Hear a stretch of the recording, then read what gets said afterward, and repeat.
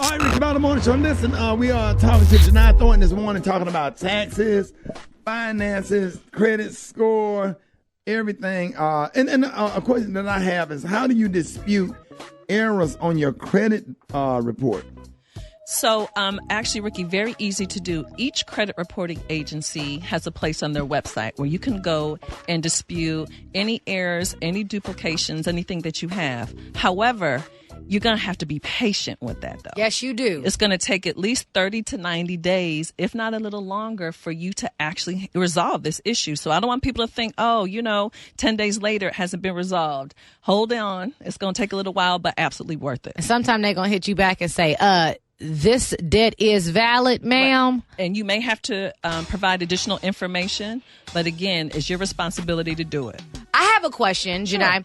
Okay, so how do you establish credit if you don't have any? Because I've been one of those persons where I've always paid everything cash. I'm a cash girl up front, buy my car cash, all of that. But then you want to go into things like buying a house where you have to show credit history. So how do you establish credit if you don't have any credit?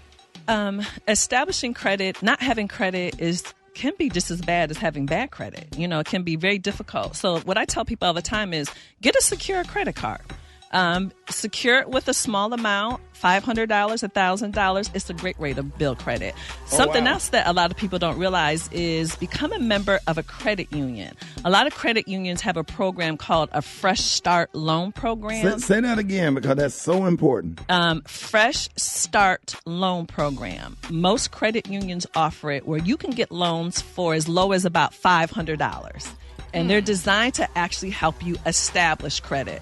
So it can boost the credit score of over 70% of people who actually do it. Wow. So let's Fresh Start. Let's go to the phones. You're on with Jini Thornton. Good morning. Hey, Jasmine.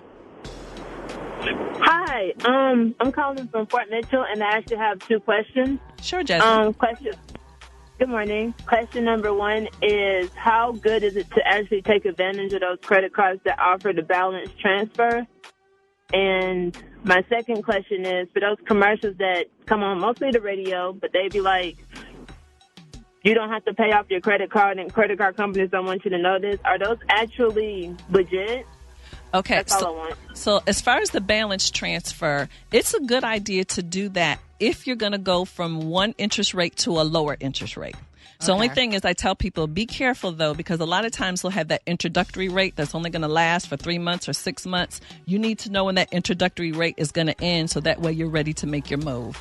Now, as far as the ads, you want to check out any company. You want to check out their reviews. You want to go on social media.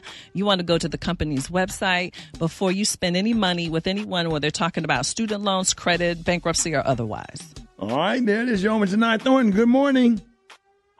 Hello? Hey, good morning. Where you calling from? What's your name? Hey, this is Ashley. I'm calling from Atlanta. Okay, go ahead, love. Hey, quick question.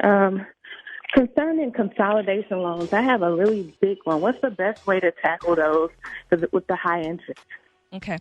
So people, if you're going to consolidate, one thing that I want you to be careful of is know what you're giving up. What does that mean? Consolidate means that you have lots of different loans. A lot of people will particularly consolidate their student loans. Okay. You went through school, now you have a ton of loans. So in the context, especially of student loans, if you have a federally backed student loan, you do not want to give that up for a private loan. So now you got a loan from like a regular bank. Because a federally backed student loan means you can actually have an income, you can have a payment plan based on what your income actually is. You give that up if you're going to go to a private loan. So if you're going to consolidate, know exactly what you have, but know exactly what you're going to. And remember, your interest rate has to be cheaper, and you got to know what the fees are. You don't want to do this and end up paying a whole bunch of fees. There it is. Good morning. You're on with Jini Thornton. Good morning. Go ahead with your question. Good morning, Herman from Louisville, Kentucky. What up, Herman? Go ahead. Hey, on the medical bill side of it, if you have something done and they don't bill your insurance, that's the problem that I've been having. Well, see, with that, It depends on if your insurance will actually cover it. So you can request. I tell people all the time, with medical stuff, a lot of times, I don't know if you can handle that over the phone. You need to make an appointment, go into the office, and you want to talk to who exactly is in charge of all billing, all things insurance, and just say, hey, this is my situation. Because you have to remember, just because it gets billed to your insurance, you may not have met your deductible. So you could still be financially responsible for it. And that's what throws people off. Oh, my insurance is going to pay only if you haven't met your deductible. So you want to have all that laid out. And if this is one of those situations, you're going to have to ask them for a payment plan. Most offices are willing to do that, but you don't want to wait until they're coming after you to go ahead and talk to them. Right. All right. You're on with Jini Thornton. Good morning. Go ahead with your question. Good morning. Good morning. What's your name and where you calling from? My name is Lisa, and I'm calling from Raleigh. There it is. Go ahead, love. So basically, my credit is completely shot. And at this point, I know people are saying, well, maybe you should just try getting a secure credit card, help build it. But at this point, no one wants to give me anything. So where do I need to start so that I can start rebuilding my credit? I'm so glad that you asked this. You know, I tell people there's only one place that I recommend people go. It's called National Foundation for Credit Counseling, nfcc.org. Rickey, they're a nonprofit.